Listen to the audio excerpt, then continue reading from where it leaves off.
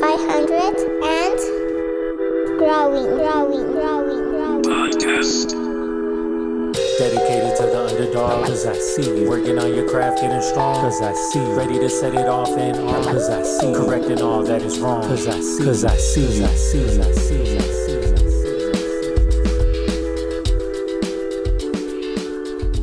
you. Growing up on the south side of Chicago, surrounded by urban art and public murals, Rahmaan Statik became inspired to be involved with the subculture of street art.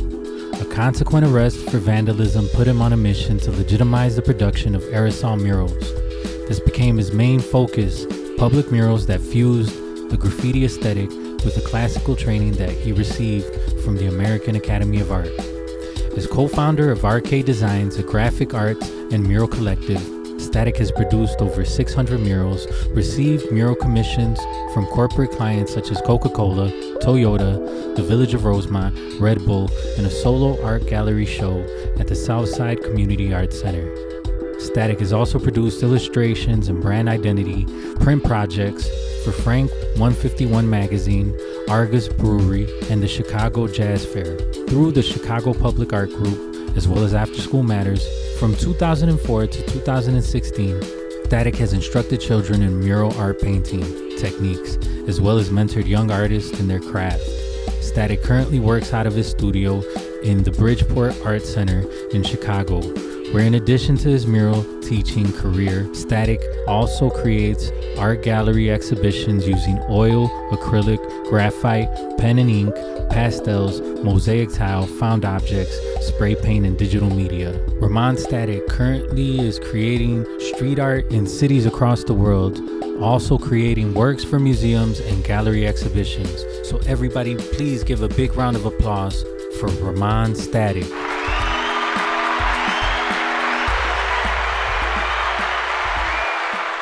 All right, how you doing, brother? I'm good, bro. How you doing, man? So yeah, we got Statik in the building. Yeah, so thank you for being a guest on the 500 and Growing podcast, you know? Well, you're welcome. Yeah, thanks for the invite. Yeah, for sure, man. So the podcast, like we were kind of talking before, is about inspiring people by talking about your story and like how you've come up, like how you've made your bones, like what you're doing right now, and what it was like growing up, right? Like get a little bit personal with the audience about like who you are as a person. Mm-hmm.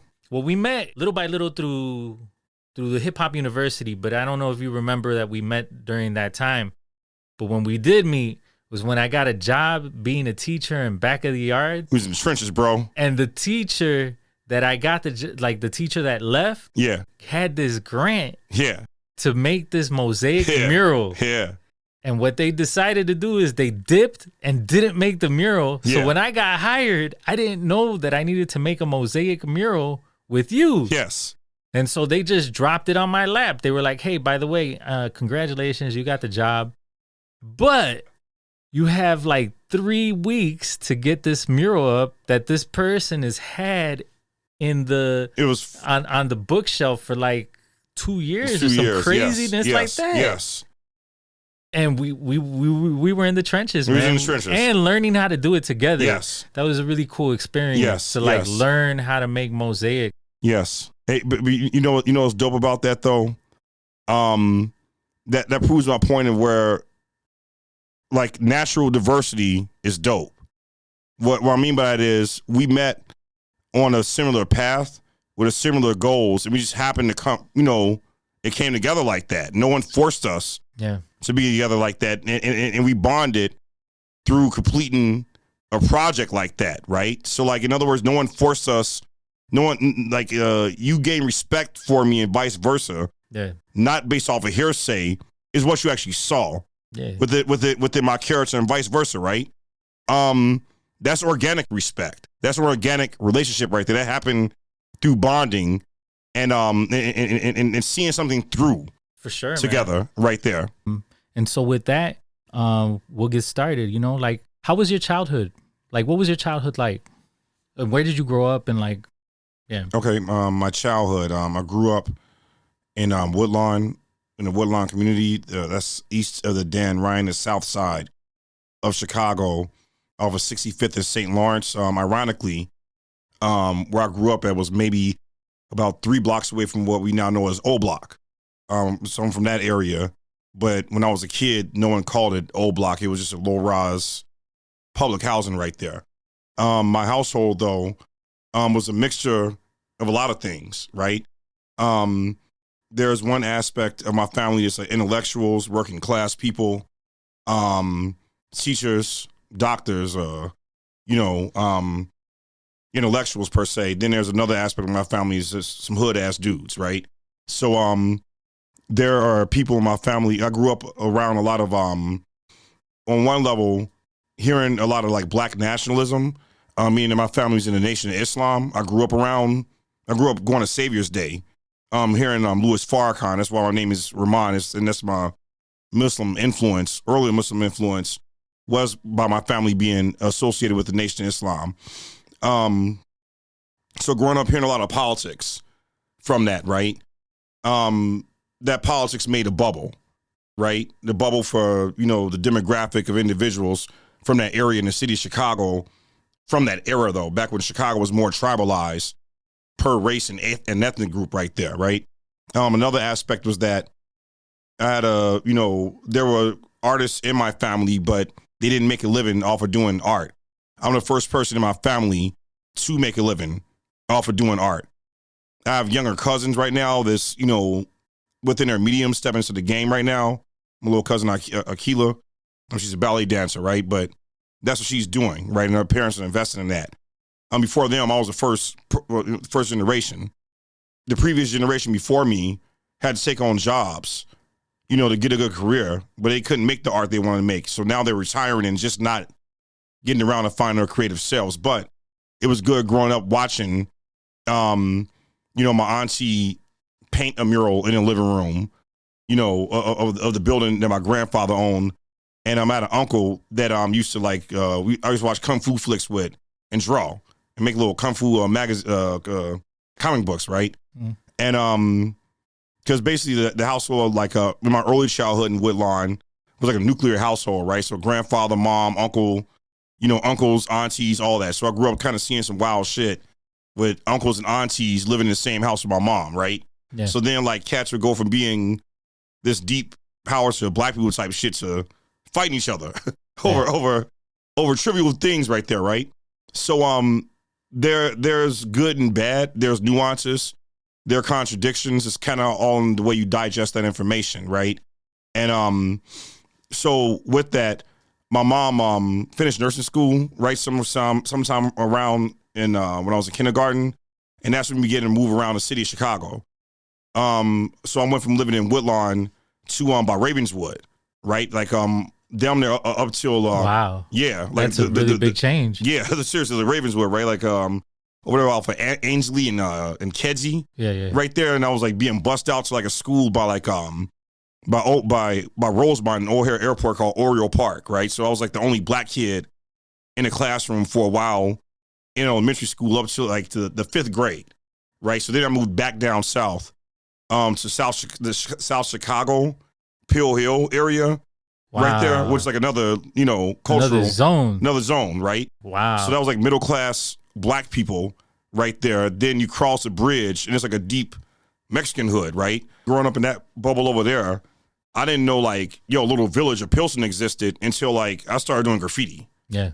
I didn't know it was that much of a dense, how do I put it? A densely populated, flourishing community. Yeah. It's Pilsen, a little village until I knew writers from over in this area that invited me over to paint, right? But yeah, from there, let's say going into college, I want moving back over to Woodlawn, when I was in college, right? My parents divorced, they separated, the house was lost.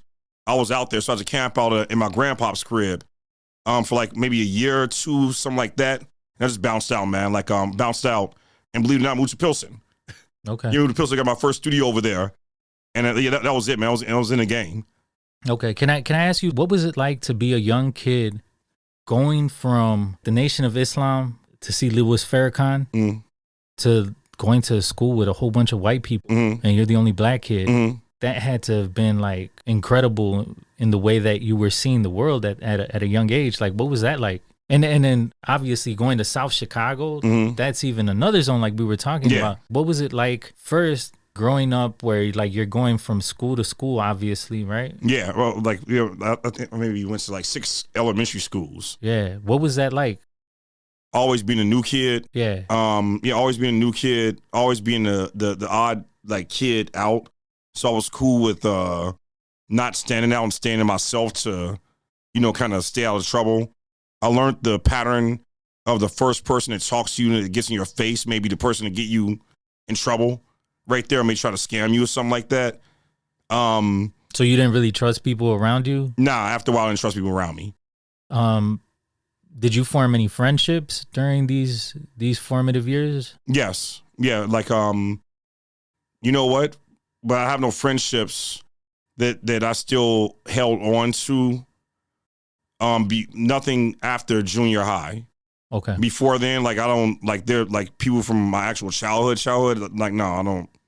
You don't mess with them, yeah. No, I don't even remember them. Oh wow. Yeah, I don't remember them. Yeah. Like there are people I crossed paths with when I was a kid that I want to meet later on. Yeah. As adults, but no, I don't. Yeah, I have no idea who those people are anymore. What do you think that did to you as a young kid? That kind of affected you, or did it affect you as an adult? What, moving from school to school? Yeah, or? moving from school to school, not really being able to form like solid friendships, right? Like that's my story. Yeah. So the reason why I'm asking is because it's my story. My mom ended up getting me into school in a suburb, so I had to come back to the city, and I went to a Catholic school, and my mom felt that it was easier just to send me to a public school, so I went to a public school and then came back to the Catholic school.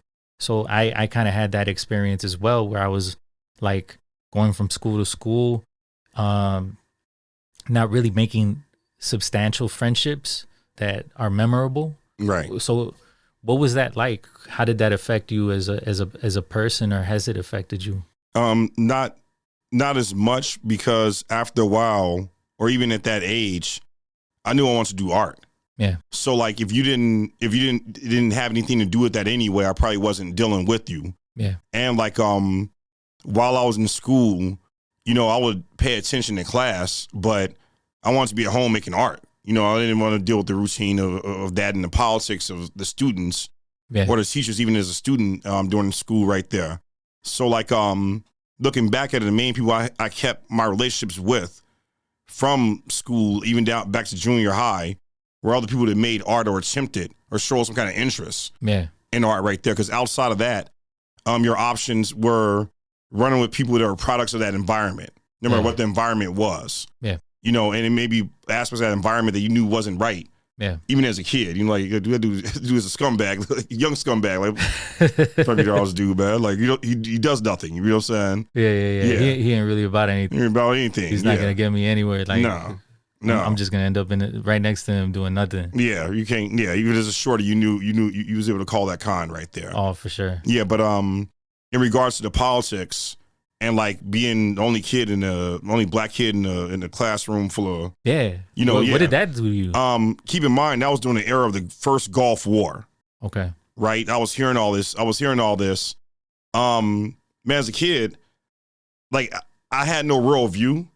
Right, so like. I'm like, yo, what am I supposed to do with this? Yeah. I've heard all this. So no, that's what happened. Wild thing.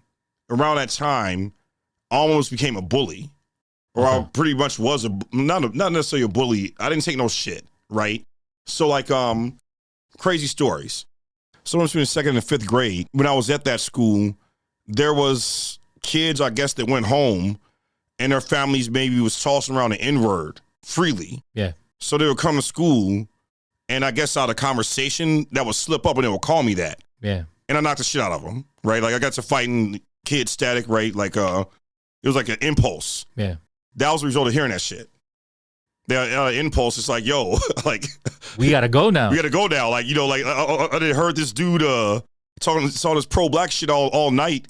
You know what I'm saying? Like hearing all that. Yeah. Like you was told not to take that. Yeah. Especially you had the power to fight back right there. And that's what I did. I got suspended for that. My mom had to come up to school. it was a whole little. And the other thing is that you're like a large person, so Yeah, I was the tallest kid in the class. interesting. Yeah, like that was and those are situations where, like, looking back at it, I don't do this anymore. But no, someone told me something, I got triggered and started fighting. Yeah. I can't do that shit right now. I'm not doing it. Like, no, dude, like, that's a trap. It's a trap. I'm not getting caught up in that. So getting out to the real, I have to like gain my own real view, the positive aspects that I digested from that information from back then and apply it to my real life now with like the real view that I have that's based off of my personal evolution, operating in the real right there. So at this point, yeah, I learned how not to inherit my elders' fears. For sure. Fears and real views and political ideas that may have been very adequate for their time of survival right there. But the era that we in right now, bro, like, it's a slightly different game and a slightly different playing field right there. There have been new variables added to the playing field over the past 20, 30 years that makes it not the same game. For sure. So yeah, that's why it was important as an evolving person to, gain your own knowledge, experience the actual world, go through your trial and error, right? Bump your head right there, like bleed if you have to gain that experience of that simulated situation that you want to go for. Yeah, being the black kid in a white class. Yeah, that politics right there. Yeah, I went through that in high school. Mm-hmm. I went to Catholic high school, and so for me now, I'm able to be comfortable in front of a whole bunch of white people and me be the only person of color. Yeah, you're not no sweat. But there were parts that when we're talking about things that I overcompensated for. So, I have this "you're not better than me" attitude, but then it also affected all my other relationships. Yep. Where I was just like, people were like, damn, this dude is cocky. Right. But it was like a self-defense mechanism created to be able to deal with the situation of being around a whole bunch of white people. Right. And being like, you're not better than me. Right. And I just want you to know straight off bat, we're not going to have that type of relationship. Right. We could have a relationship of respect. Right. Or we could have a relationship where I know that you a punk. Right. But there's not in between. Right. And I'm not going to kiss your ass because you white. Right. Exactly. And so that's what that space allowed me to create. Got you. You know what I'm saying? Like, what did it create for you? And for you, it was different because you were a little kid. I was a kid. Yeah. Yeah. Yeah. Like, it was one thing of dealing with the situations from the students. It was another thing with dealing with microaggressions from the teacher right there, because basically in these scenarios, granted, I was basically painted as a villain from reacting right there. But why were these kids coming to school using that level of language though? Yeah, it was blowback. You see what I'm saying? Like I shouldn't have been the only one to get in trouble for that. And by you only getting in trouble, they're justifying the use of that language. Exactly. Like, basically, those situations got balanced out by my mom showing up to school and raising hell. Yeah. Yeah, she was a parent that gave a fuck. Like, how's he the only one suspended? Like, no. We ain't going. Yeah, because she was brought up off that her childhood was a civil rights movement.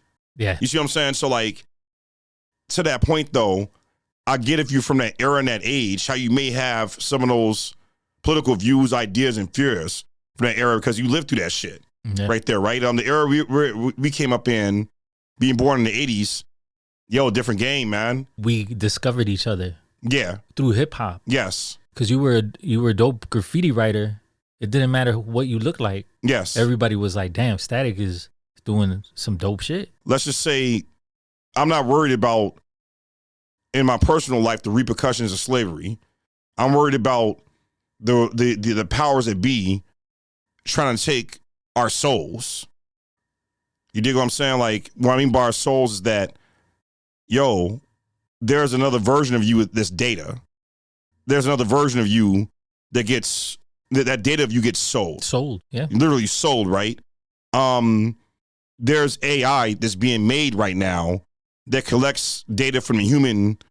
And predicts. No, yeah, for sure, man. Yeah. I mean, one of the things that I decided to do in my life is to really step back from being in social media. Yeah. Especially during the Trump era. Yeah, yeah. Because what I figured out was that, you know, I have my political view. Mm-hmm.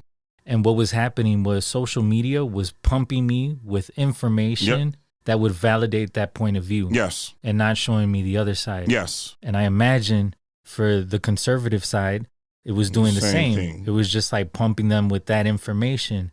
And so the other thing is the commodification of you. Yes. That's what I'm getting at. So it's like you type anything in that thing, it'll like all of a sudden in the ads will be about that. And that's my point. Like, that's wild. Yeah, they're literally taking your soul and commodifying it. For sure. And that's what I'm getting at. Like, that's the battle in front of us. For sure. You know, like the battle of our ancestors. Like, yeah, there's still ripple effect and blowback from that. But what we facing right now can affect our children and our grandchildren right now. Yeah. Your actual legacy. For sure. Right there as a person. Like, there are people that are dying every day with a legacy of gossip. Yeah. And being toxic right there, right? Like, there are people who make their living off of gossip right there and die by gossip right there. That's not a good legacy to be remembered as, even down the line for having grandkids, right? Like, yo, this is the way you remember your grandfather.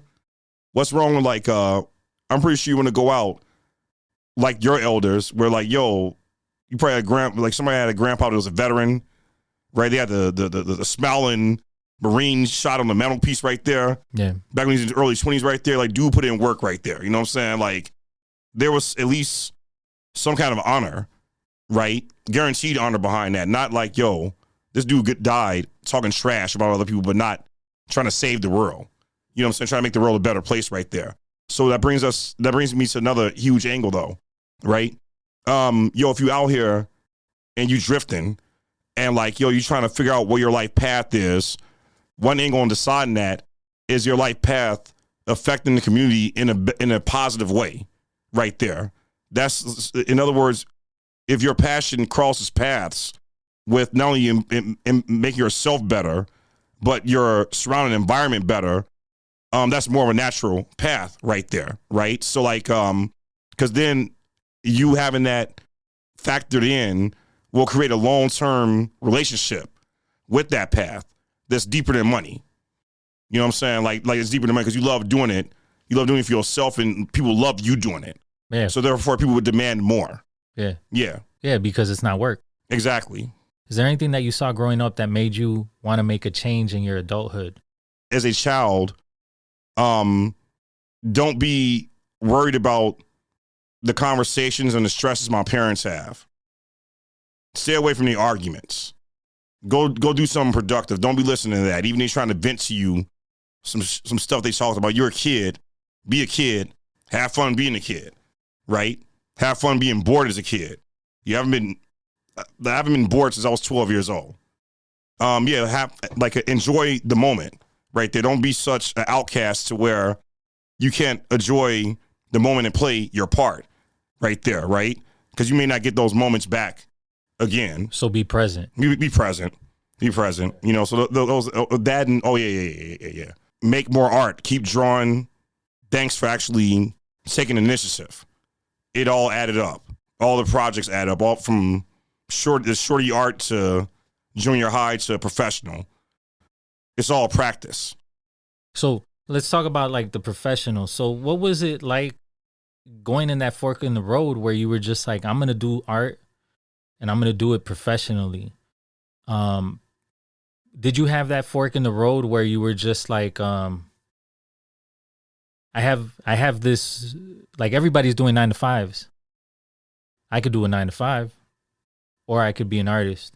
And what was that decision like to go against what society is pushing on you to like be, right? Because society doesn't tell you, hey, go be a successful artist. Society is telling you, go work downtown and like make money and have a big house and have the 20 cars if you want, especially this society in the United States. What made you be courageous to jump into becoming an artist? There were multiple forks in the road. It wasn't just one. First fork in the road was junior, senior year in high school where I had the choice. I was accepted into Tuskegee University to be a history major or go to American Academy of Art and pursue art right there. I chose to stay here, go to American Academy of Art and pursue art because all I wanted to do was art all day after graduating from high school. I didn't want no more. I don't want to deal with the regular school system like that. Again, even on a collegiate level. That was the first fork, right? Like, I didn't go away to college. I stayed here. Stuff got kind of wild by staying here during that time, but it was all to build up some kind of art career. The second fork in the road was somewhere around maybe sophomore, junior year in college, where I like had my last day job, actual minimum wage job, right? My last day job was raising money for the School of Art Institute over the phone. I was begging for money on behalf of the School of Art Institute, right? With their past students and alumni, right? I quit that, and then my first job was my first art-related job that was consistent, which turns to its own thing, was working for After School Matters. That started in my junior year in college as an assistant, and I was glad to have something art-related. There was a guaranteed check, though. Yeah. Right? As a junior in college, though, right? That was really fresh as a junior in college, right? You got some job in the field, making $20 an hour right there as a college student. All right, cool. After I graduated, they gave me a raise and gave me more hours and was leading my own projects, right? That consistent check with that, I was justifying it by being an art-related job, and I was still doing murals, but I was working with kids, though, right? Doing murals and working with kids. All right. I look up 10 years is going by of me doing this same routine with them, but I'm still in this comfort zone, if you will, being content, right? Because they weren't putting a gun up to my head and making me reapply for the same contract every year. I was doing that by choice. Yeah. No, right? So like, yeah, man, like the real breaking point within that and the real reality check is when I had my daughter 6 years ago. And I had my daughter, my overhead shot up once I had my first child right there. Things got more real. I even cut off my damn hair, right? Oh, yeah. You used to have long locks. You used to have long locks. I mean, cut off my hair. Like, that's how real things got. I'm like, yo, man, like, I got to, like, shed any dead weight I can quick right there. Like, the survival is different, especially having a daughter. Because first thing I thought, like, yo, there's a very innocent aspect of me that's about to be in the world. And I know firsthand there are wolves out there. Yeah. Right? So that a lot of my world views change in that instant of watching the birth of my daughter right there. And that's why I knew it was time to begin to let that go. And my wife, that's what else it was, though, to the child care thing. We didn't trust anyone outside of my immediate family. Yep. Around our daughter, especially before she could speak or was of speaking age right there. So it was me, my wife, my wife's mom, that's the three of us, making sure she was taken care of, man, and watch, and parented, right? So like there were years that would go by where I was a dude coming through the meetings with a baby on my chest. Yeah. Yeah, it was a baby on my chest, man. Like, hey, making orders, arguing with people like everything, man. Like with an actual baby on my chest, man. I've done it. Yeah. It's come down to it. But like within. Yeah, it made you focus, right? It made me focus. Yeah, and reprioritize a number of things. Bottom line, though, is within maybe a year or so of me quitting teaching, pushing it away, give it like a year, year and a half, stuff began to skyrocket right there. But that came from me making use of this newfound time that I had to just focus in on making my work better by more practice. Discovering, like, it gave me more time to explore myself as an artist, to understand, like, who I was, as like what my personal narrative is, what my personal style is right there. A lot of that comes from practice and trial and error, but from a professional standpoint, though. Yeah. So you've done all your studying right there, but you get to make these creative excursions. Yeah, you get to just feel what you're doing and be present. Exactly. Yes. But then, like, where it gets wild at is like you're making a living off of it, is your job. So then, like, it's like that sweet spot you have to discover between capitalism and your passion. right there, right? You can't let the capitalism overtake your passion like that if you still want people to believe that you're passionate about it, right there. If you still want people to take you serious, right there, right? So it's a thing where, what I mean by the sweet spot is this.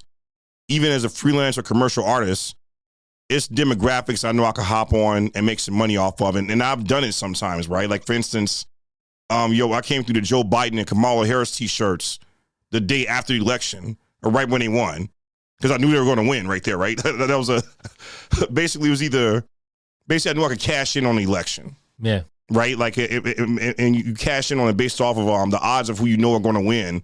It's like the individuals that print up the sports t-shirts. Yeah. Right there. Like, these guys the Bears are going to win the Super Bowl. You already have them printed up. As soon as they win right there, you make money within that hour right there, right? Yeah. So I've done that, and actually it worked right there, right? But then the other aspect of it, not personal, had I known Trump was going to win, sorry, do I want to make some damn Trump paraphernalia and not attach my name to it? Because I know that's a market that has a target brand, a target audience, specific colors right there, a specific demographic right there. All you gotta do is come through and show them their symbols and speak their language, and they'll be triggered to consume it right there. That's a bizarre power of the artist within our society right there. For sure. You could make objects based off of what you know of people's emotions right there. Yeah. Add your flavor, or maybe even not add your flavor to it. Just repeat that formula, and people be triggered to consume it right there. I've seen that on many different levels, but if I'm doing that, it's just for the money. People know that I'm not sincere. And the people that follow my work follow me, and my following's gotten bigger because I've been working harder to be more sincere. An example is like, do I swear in my songs or not? Mm-hmm. I know that if I swear in my songs, I'll get more play. Right. But I decided not to because the elders taught me that I should be able to express myself without swearing. Right. And I'm talking about hip hop elders. You know what I'm saying? You don't need to swear. Yes. Say what you need to say without saying that. Yes. And so it motivated me to see the beauty of the art that I was making instead of making art just to get it sold. Now, here's where it gets wild at. Understanding the nuances of pop art and pop culture as an artist with substance, though, right? What I mean by the nuances is that, like, I was once the super hip hop head, like, yo, if it's popular, they play on the radio, it's trash, yo, like, all of it sucks, bro, like, all of it, like, But after a while, getting older, and I was like that with all forms of media, I began to analyze a lot of individuals' bodies of work.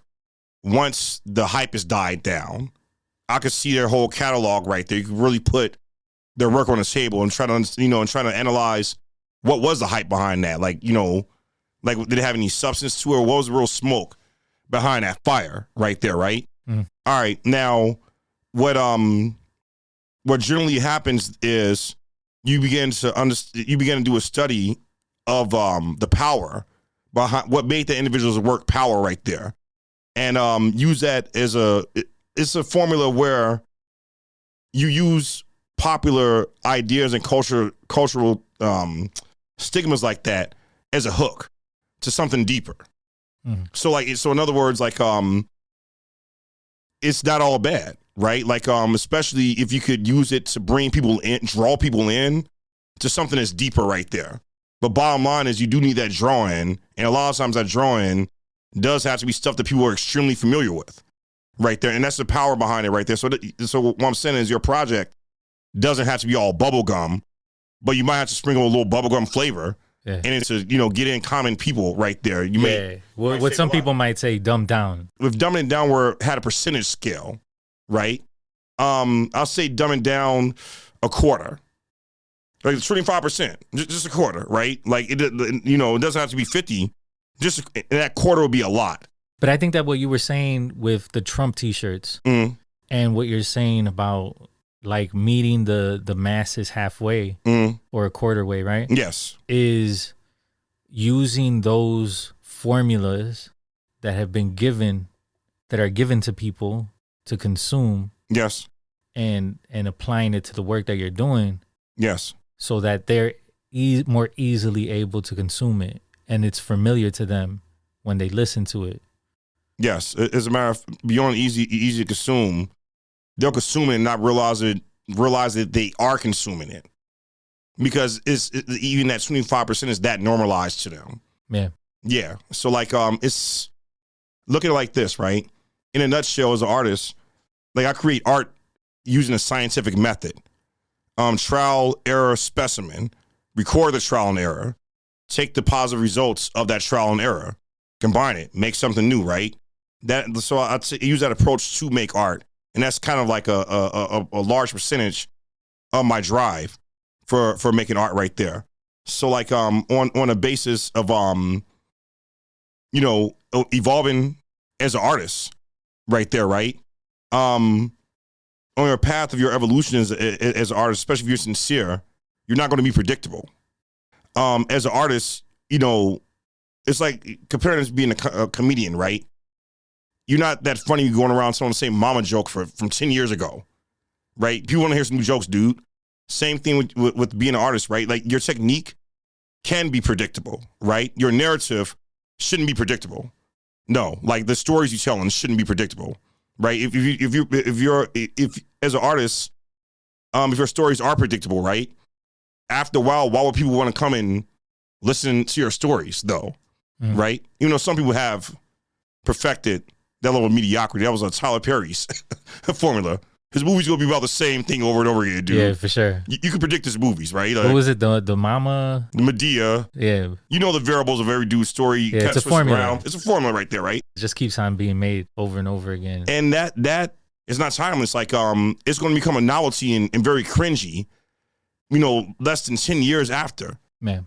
So what are some artists that you are observing now that are doing the opposite of that are creating quality projects and seeing the visions of what they're doing?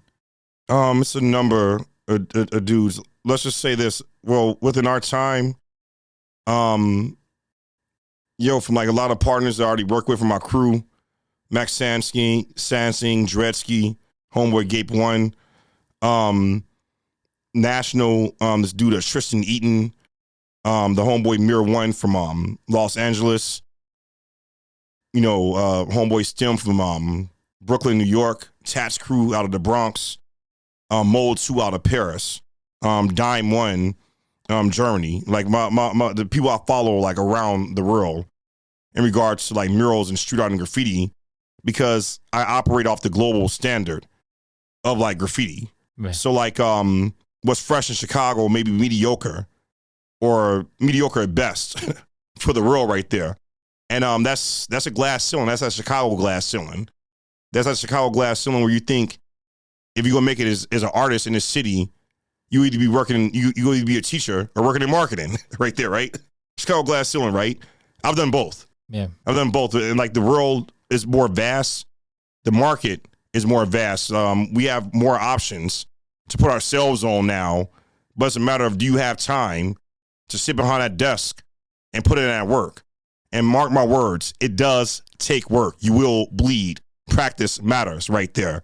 No matter what art you are pursuing right there, you do have to do those hours in the gym, and you do have to watch other fighters fight, even back to the history of it right there, to understand the science of the sport you're pursuing right there, right?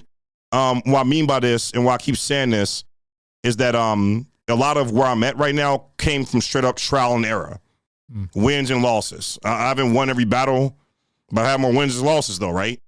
But it was an aspect of that evolution and like operating year by year. So like the freshest thing that I'm doing with my art is a body of work from this year, right? That's the freshest. Next year, it'll be the next year's thing. I'm in competition with myself from the previous year. I take time to archive my work, chronological order, even, go all out with the archiving, right? That's another conversation for another project that I'm working on. But so that way, when I have something to compare it to, I'm like, yo, what can I do that's different? What can I do that's evolve right there? How can I be even more unpredictable right there? How can I execute something more elaborate, faster, and fresher? though, right? So yeah, I'm not operating off of the standards of modern graffiti, right? Like that the East Coast train painting scene, phase 2, like those dudes are very fresh right there. But I'm out of the city of Chicago. I'm off the South Side. I grew up hearing about that Nation of Islam shit, right? I'm in the hip hop right there, but the region we're from the Rust Belt region of hip hop, right? It's a different flair. So the way we get down over here, right? It's a little bit more cutthroat. It's a little bit more desperate. My motive is why I go hard as an artist now. Yes, a part of it is the spirit of Allah, right? Having many of near-death experiences, wrong place, wrong time, like cumulative near-death experiences to where like I'm like, yo, how the fuck am I still here? I shouldn't be here. Mm-hmm. But not even though I am here, and I realize how fragile life is. Yo, like every day, if you go out, you know, not only you don't have to go out of your way to go out with a bang. You were working on your legacy the whole time, right? So it's like, yeah, you are operating as if you are on borrowed time right there, but that makes you utilize your time better, right? As far as what you indulge your time in, and if you indulge your time in stuff that's going to make the world a better place, provide you with a stronger legacy for your family right there, then yeah, you know what I'm saying? Like, make that your everyday mission right there as a creative of any level. I get what you're saying. It's just like you have, so for me, it's like my mom passed away from cancer in 2006. And when you see your parent, your hero, I was raised by a single mom. When you see her pass away, you see how life can end in any moment. Yes. And you can believe in a higher power. You don't have to believe in a higher power, but you know that you're not going to be here forever. Yes. I just had this conversation. My mom's birthday was the 29th, and I went to the cemetery with my daughters. Right. But my daughter that's 5 years old was talking, like we made her some flowers and put it on her grave. And I was just explaining to her, that's my mom. She's your grandmother. She's no longer here. She would have really loved to meet you. Yes. But unfortunately she wasn't able to meet you, but I'm positive that she would have been really proud. On the way home, she was just like, hey, why did she die? And I explained to her why she died. She died of lung cancer. And she was like, are you going to die? And I was like, yes, I'm going to die. And she's like, am I going to die? I'm like, yes, we're all going to die. But the one thing about dying is that you know that you're going to die. Everybody knows they're going to die. So it's like, it makes you appreciate the life that you have right now. Yes.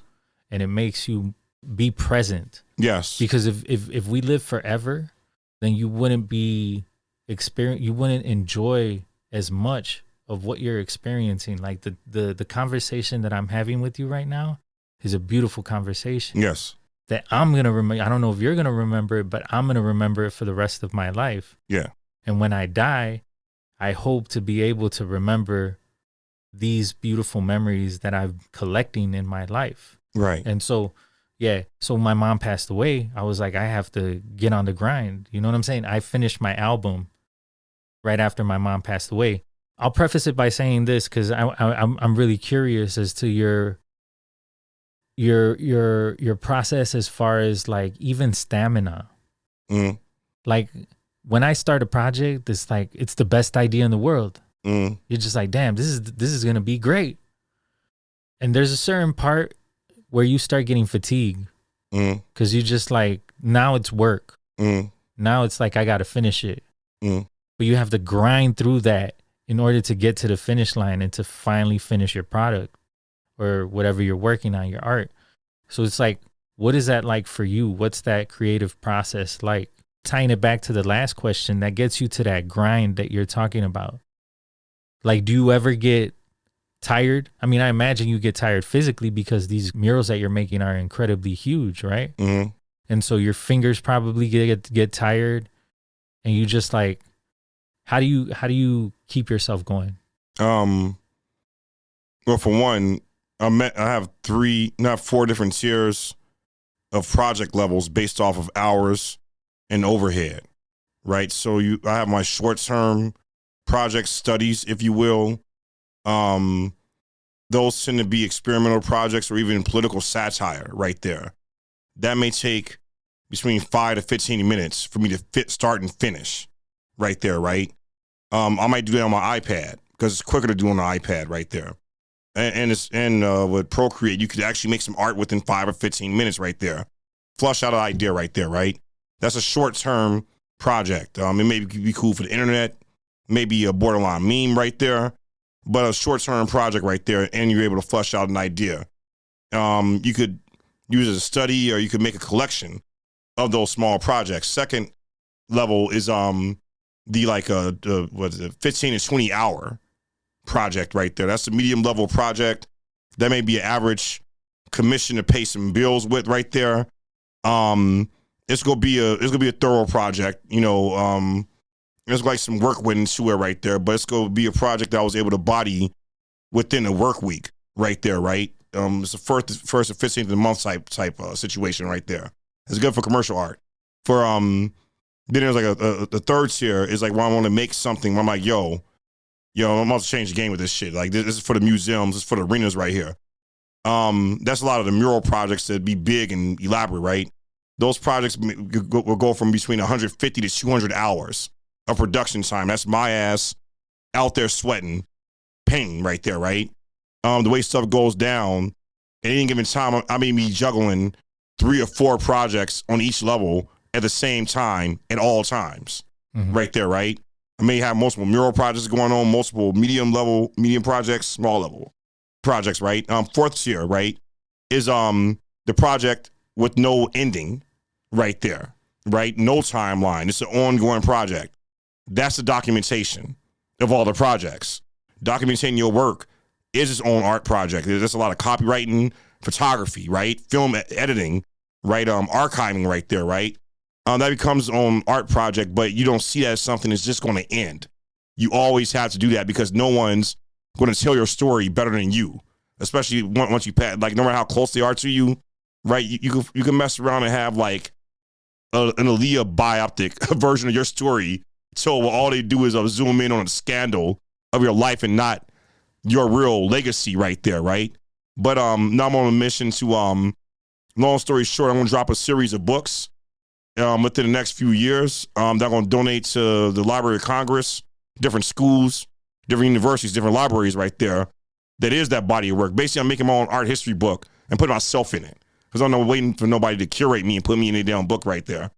And right about now, it's easy to self-publish. It's a matter of money and graphic design right there. So and that's the benefit that we have now that wasn't around 15, 20 years ago. You had to go through gatekeepers to get stuff published. Yeah, it was what Kerry James Marshall was fighting against. Yeah. Now, bro, $5,000. Yo, I could ride around with a box of those things in my trunk, and I would deliver them to schools myself right there to put them in their libraries right there, right? So at least, like I said, because I know no one's going to tell my story better than me, but, you can make your own art history book now, especially if you have that kind of volume right there. So no, there are 3 tiers of the way I manage projects right there, right? Now, as far as what keeps me up, right? Because let's just say right now, right? I'm doing a mural right now off of 87 the Kimbark for the DJ Jack Master Farley, right? King of house music, right? Like pumping like the WBMX house music era, right? Because that's like straight up a Chicago made house. Yeah. Period. You know what I'm saying? Like Chicago made house. Detroit, New York had a techno world. You ever had a techno? New York can have disco. Chicago made house.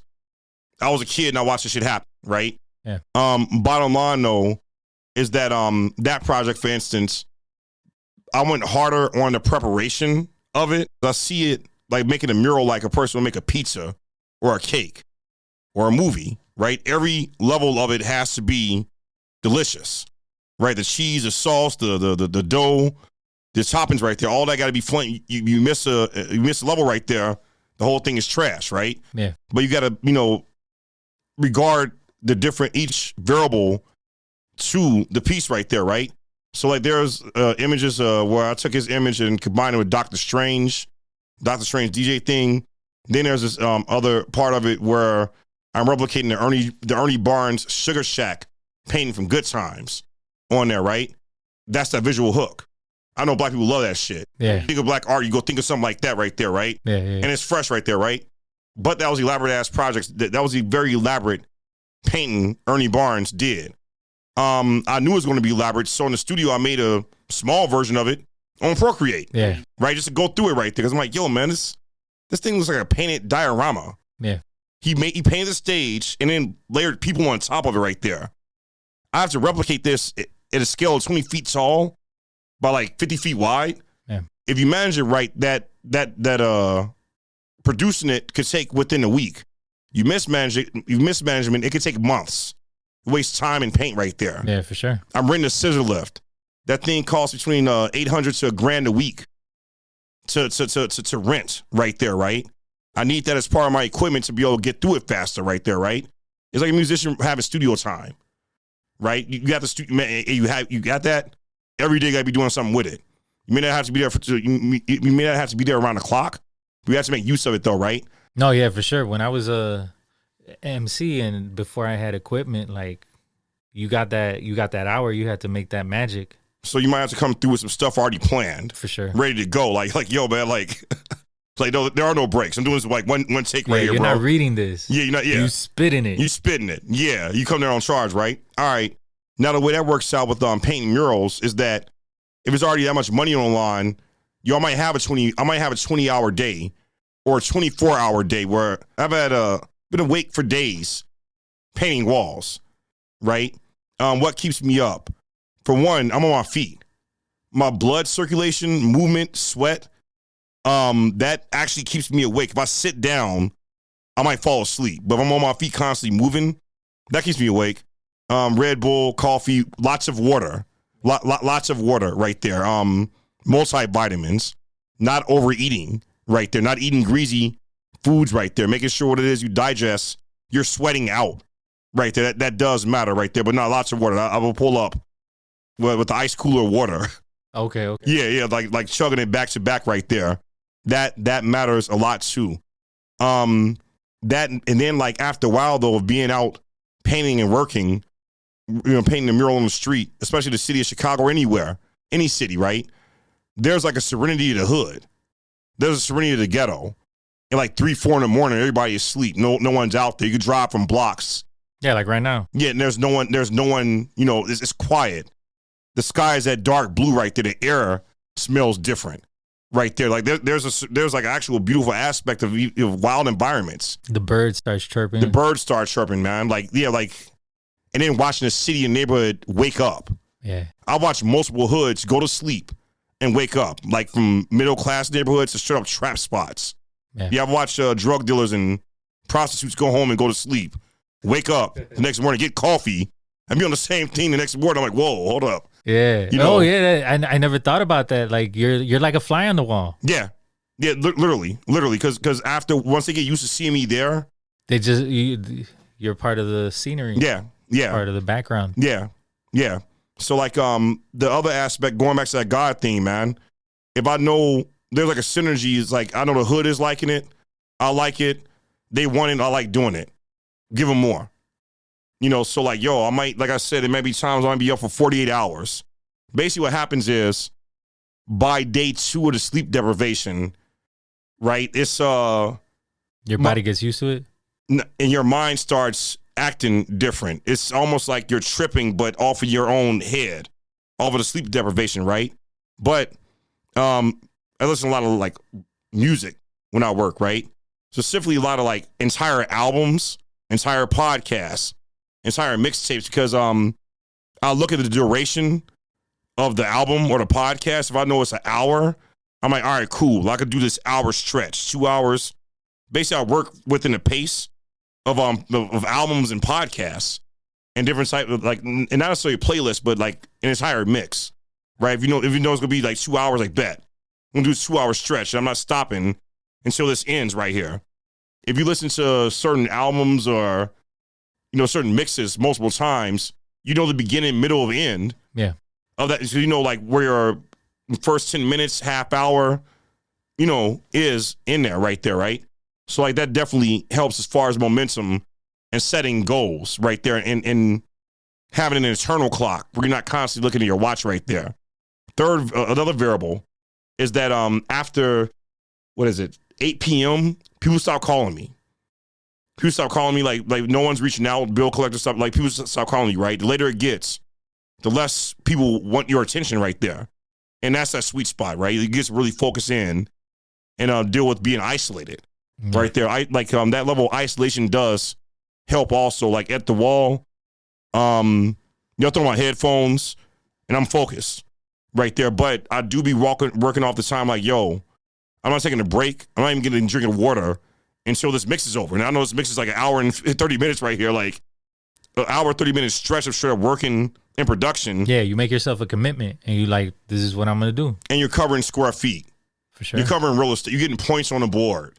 Yeah. You know what I'm saying? Like, so in other words, within that time, I may have painted in half a human figure, someone's shirt, an entire portrait right there. If you have a crowd of people you're painting in right there or 15 portraits of paint, that matters right there, especially taking on a large undertaking, like trying to paint a city block or something like that, right? How do you manage that, right? Like, stuff comes down to like every half hour, every hour, every 5 hours. Like time is different, man. And what do you do in the breaks? Get something to eat. Get something to eat. Take some multivitamins, right? Like balance your blood flow and air circulation right there, right? Like make sure, like, because there'd be times where I would feel like when I sit down, I would feel the circulation working different down to my feet right there, right? Call my wife, right? Talk to people I love right there, right? Send emails, like basically that's where social stuff happens at, right? And follow-ups happen at. So that's when he was reaching out to me. I wasn't on a break. The other night I was like in the middle of like shutting down a job right there. Yeah. It was shutting down a job. It was dark in the hood right there. I'm like, yo, like when it's time to shut down, it's we try to get it done within 20 minutes, but we're shutting down so we could set up the next day easier. Yeah. Right there. Cause I keep all my supplies in the trunk of my car. So I'm able to pull up and just start working. Yeah. Right there, right? The bottom line is within that break though is to get your body back to working the way you know it's supposed to work. During the pandemic, that was like a changing point for my career, my brand. I didn't necessarily lose money. Like my career kept shooting up during the pandemic because one, I didn't stay in the house. I was still on the streets painting, like every day painting, making art, taking on commissions right there. Stuff got real odd at first. In the first 3 months, stuff was odd. Things seemed extremely uncertain. Somewhere leading up to the riots and after the riots, believe it or not, stuff was more certain, right? Even after the riots, right? But it was understanding that we're living within an economy of chaos. We're like, the self-perpetuating chaos is a part of our economy. So during the time of the pandemic, I watched the society slow down, but no, I refused to. But by doing that, stuff got dangerous, right? Because I'm still in the streets. Like I've witnessed wild stuff happening on the streets over the past couple of years that helped me identify what God and the devil is within the same minute. Like understanding how life and death could happen within a small period of time, right? That cycle of life could be that quick, though, right? But bottom line also is that it's like I thrived in that isolation. I actually liked being by myself, right? Mm-hmm. I got a lot of stuff done, and even with that time, I learned how to really use Procreate, right? Like picked up entire new skills and everything right there.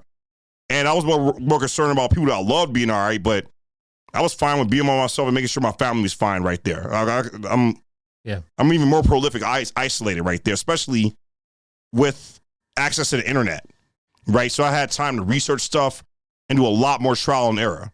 But bottom line though is that I went harder also during that time because I knew people were going to all come back out at the same time, and I at least wanted to create a thicker trail of my work on the streets. If I knew society was going to reopen around the same time right there, right? That has a heavier visual impact. You were going to get a shock value. You were going to get like multiple people looking at multiple things At that the all same lead time. to you. Yes. Another variable. I have to bring this up. Remember when I was in college? I watched 9/11 happen, right? And I'm like, oh, shit. Things are falling apart, man. Oh, shit, I'm scared, right? So start being triggered by these planes crashing the buildings, right? And, Not to laugh at it, Right. but I get where you're coming from. all right, cool. So I was younger. I was scared, right? You were like, oh my God, the world's ending. The world's ending, right? Because you're younger, right? Early 20s. It's the first time I've ever seen a national catastrophe like that, right? Yeah. So it affected me for the worse and slowed down the flow I had the day that may have had naturally from me without that happening, right? So that came and gone, right? Mm-hmm. The housing market crash happened in 2009 or 2010, right? I was scared about that, right? That made me even start teaching even harder, right? That made me clinch on to my old teaching job right there, right? Mm-hmm. Because I was scared and I was getting triggered and stuff like that. Third time around, I'm like, fuck this, man. I'm not about to sit up here and be scared in the crib. And this is the third time me seeing something appear on television, people acting wild, people being triggered right there. No, I'm not going to sit up here and voluntarily sit on the bench and be scared like that, right? Because that's another thing. During that time, my wife, she had stopped working. She's a massage therapist, right? So the weight of the household overhead had flipped on me for a while, right? So it was like my overhead, went from, it doubled. So I had to take everything that people were giving me, everything right there. And I had no problem dealing with that. I was like, yo, this is what we're doing. This is how we're going to survive. And at least there was something right there. But one thing I wasn't going to do was stay in the crib, taking orders and being scared right there like that and just letting stuff fall apart like that, right? No, it's time to act and evolve right there. Because here's the thing, though. I've watched people rise out of that housing market situation of 2009 and 2010. I watched people blow up during that, and reflected on back, I'm like, yo, I was straight up triggered by that. Nah, I'm not. I refuse to let that ever happen again. Unless it's some army or SWAT team in my door, I'm not being moved, bro. No, it has to be an immediate threat right there. If it's something that's trending on Instagram, everyone's talking on social media, right? Some new boogeyman right there. Don't let that affect your work. It's just a new trend of the current day right there. It's one thing to joke about it right there, but don't take that serious like that, especially if you're a so-called wise adult right there. Take it at a grain of salt. But don't let it sway your hustle, man. Yeah. And the way you interact with the world. Anything that you would want to tell the audience as a last comment? Yo, I'm gonna keep it a few of these comments short and simple. And for one, if you are a parent, you're raising children, or if you're any kind of elder, promote for your children to have hobbies, right? Hobbies a healthy amount of hobbies creates a platform for experimentation as a kid and the trial and error of the activity of just trying different things. That trying different activities as hobbies may help lead you on to understanding what your life path is as a person. It's worth starting that in your adolescent years, right there. So influence the children around you, right? To have hobbies. And what I mean by that is, there was once a time where I used to rap. I used to DJ. I used to break dance, right? In time, I put a lot of that aside and declare them as hobbies and focusing on one thing. Now, the one thing is visual art. It's been consistent for some years. Currently, I see where being able, good understanding the writing comes in handy at, right? So, I don't want to rap anymore, but I do want to intertwine creative writing with the artist statement of an actual piece right there. That's its own piece of art right there. That's creative writing right there. You could do a lot with that as a writing project right there, right? So there's still places for the information I gained during those hobbies, but it's not my plan A for income and for passion at the same time right there, right? So it's still gain information, it's life experience right there. But yes, promote for your kids to have a hobby right there. Second thing, to clarify my relationship, my spiritual relationship, right? It's like two sides of the coin with me. There's my logical view of the world. It's based off of math. right? Like from the 0 decimals, 1 cents, thousands, right? God being 0, humanity being 1.5 trillion or something like that during the span of life right there, right? Logically, I'm more of a person that believes that God exists, but he put us here and we got to survive right there, right? That's my logical mind right there that sees the real. My spiritual mind is extremely abstract, right? It's not what you can see, right? It's that aspect of me understanding reality on a level of where everything isn't based off of what you could physically see with your eyes right there. There are other levels of existence that you may not be able to see or touch with your senses right there, right? There's an aspect of me that, my logic of God that's extremely tangible. And the other aspect is like, it's untangible. It's gray. It's vague right there, right? Because everything in life isn't that black and white, man. There are nuances. Like nothing is black and white. You see what I'm saying? Everything's gray. Everything is gray, man. So like that's my relationship with the Most High right there. Because there were years it was going by, man. I was basically an atheist right there, right? But through life experience and understanding the depths of nuance, the gray area right there, like near death experiences, and where I was getting there earlier, I've had a relative die and a new relative be born in the same day. Yeah. Like that's to see the cycle of life happen within the same 24 hours. Like, holy shit, like, yo. Mm-hmm. All right, now let me step back and really analyze this. Well, I thought I knew about it. I don't really know about. I really don't know it at all. Yeah. Right there. So no, it's respecting the gray areas of life, the decimals, the power of 0, the power of nothingness. Lastly, whatever you choose to do as a creative, right there, respect that there are other individuals that came before you that's doing the same things you did. Read the history of what it is you're doing. Find out what mantle you're filling by taking on this path right there. That will help gauge you as far as understanding your place within that path right there, right? If it's meant for you to be a general, if it's meant for you to be an innovator right there, right? Everyone has their place right there, but you have to understand the range of the game. So like you're a boxer, right? All champion boxers studied the history of boxing, even back to gladiator fighting, right? Like after a while, like you go from studying boxing to just the nature of fighting right there, right? The whole gamut of it, right? And that's even still a tip of the iceberg of understanding boxing right there, or just the innate nature and function of fighting or violence amongst humanity right there, right? So be a nerd. What I mean by that is study everybody's trial and error and the history of the individuals that took on the same path you did, right there. If you want to have some meaningful effect within your field right there, right? And that's it. I'm gonna cut off right there. This is Rahmaan Statik, the creative gladiator. Peace. Hey, how can people reach you? How to reach out to me? Via social media, Instagram, web, Facebook, is Rahmaan Statik. It's spelled Rahmaan Statik, Statik.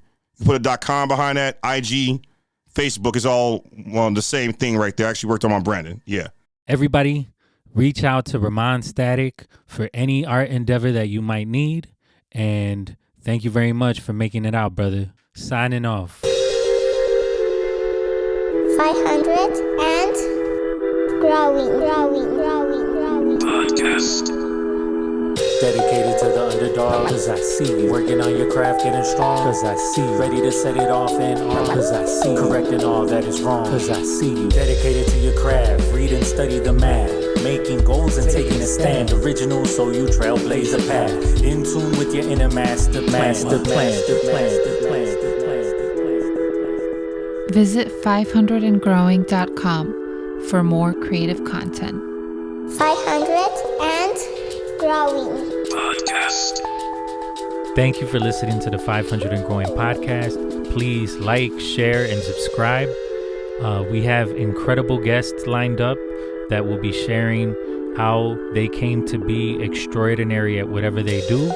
And stay tuned. Follow at 500 and Growing Podcast on Instagram for updates And also visit 500andgrowing.com for more creative content.